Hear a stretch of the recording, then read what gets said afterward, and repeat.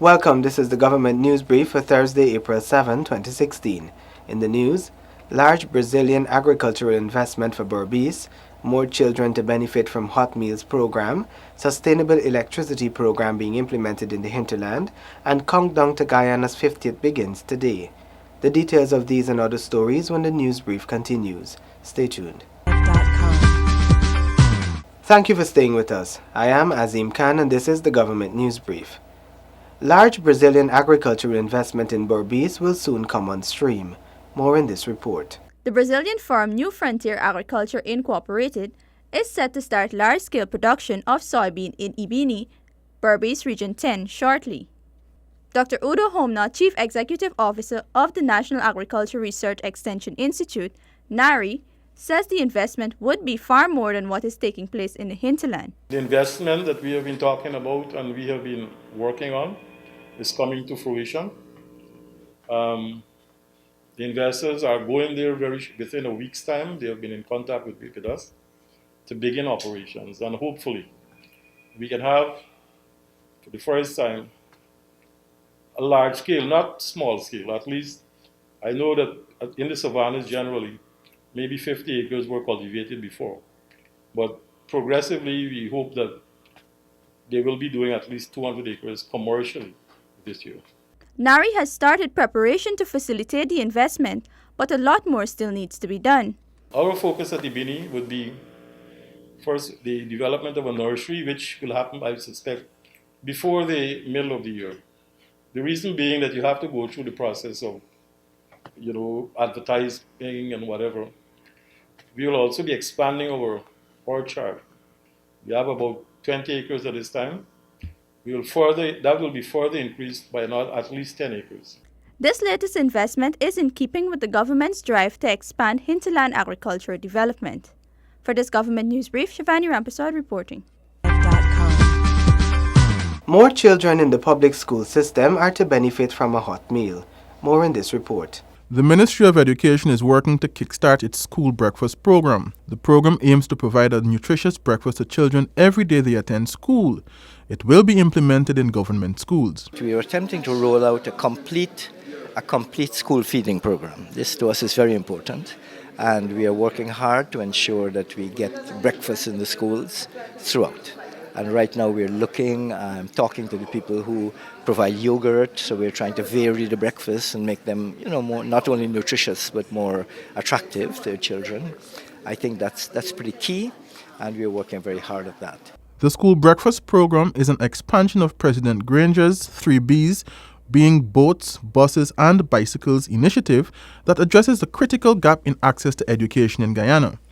These gaps affect school attendance, punctuality, and students' ability to focus after traveling long distances by foot and not eating a proper breakfast. In terms of the transportation, that remains a big challenge.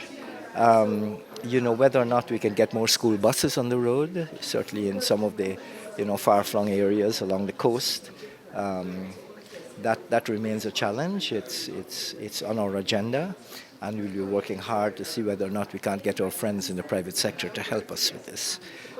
Because, it's also in their interest that we should be producing students who can perform well for them. The President introduced the 3Bs initiative in 2015, and the Hot Meals program was expanded to include 4 nursery schools in Region 7, being Precious Gems, Beachview, Hillview, and the Future Builders Nursery. Our constraints are financial. It's not a lack of will to do these things. We would like to do all of these things to ensure that our children in the riverine areas can get to school on time, regularly, and so on, and to ensure that our buses can be provided for children far from school.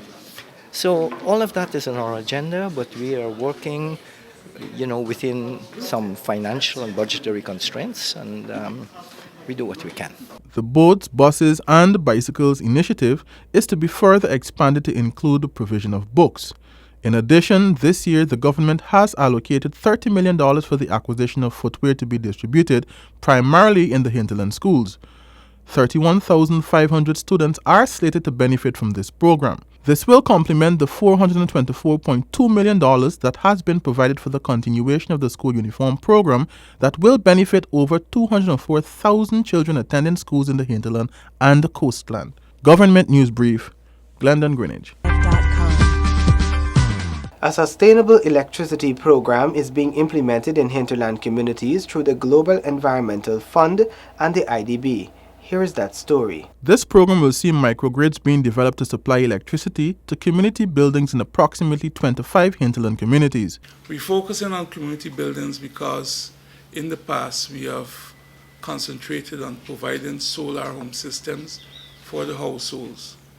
So at this time we want to be able to provide energy to support social services and to provide energy for productive livelihood activities. Schools, health clinics, government houses, the multipurpose centers, and the police outposts will be outfitted with sufficient solar to support their individual activities. A sustainable business model will be developed which would see each community making minimum contributions. This would ensure that the project can serve communities for years after it is implemented. So we thought that if they can put part of that towards a fund to sustain a project that will provide more lighting and better lighting, that would be a way to sustain the project.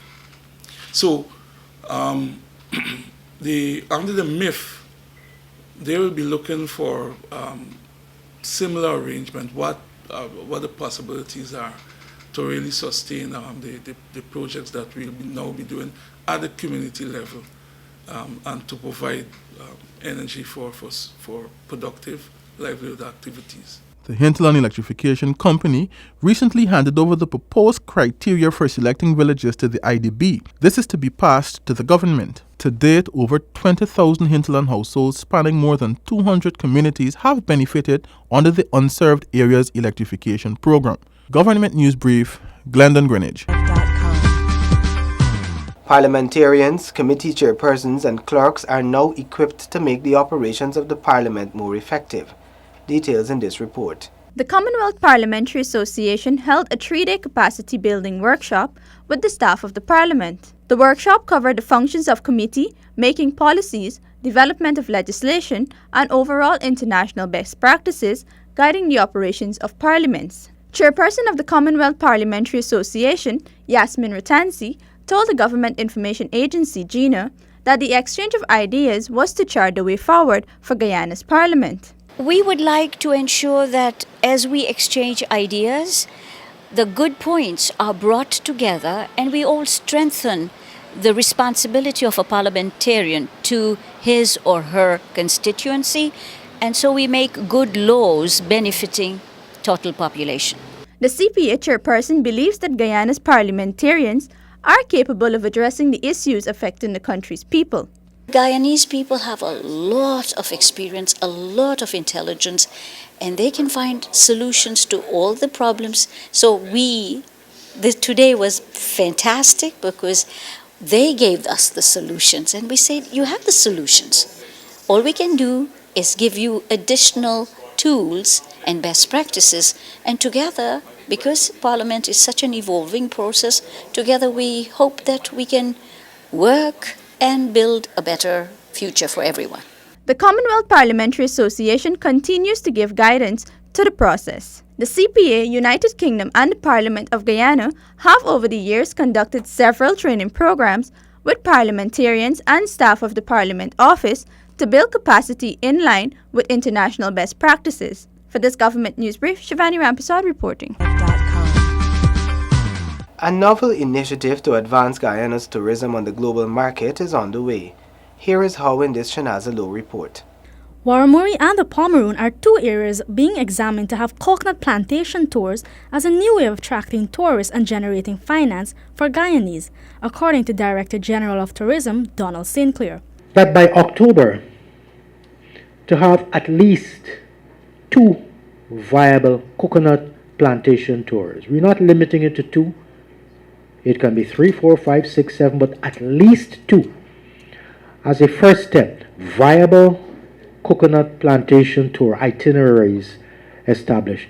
The plantations would have to fulfill the physical requirements to receive visitors, including transportation, tour guides to explain the process of coconut production, uses of coconut, refreshments, and something informational that visitors can take away, for example, a brochure. So this is the respect in which the tourism establishment will be working hand in hand with the coconut growers, okay, on the plantations to take their coconut plantations to that level where it can accept visitors.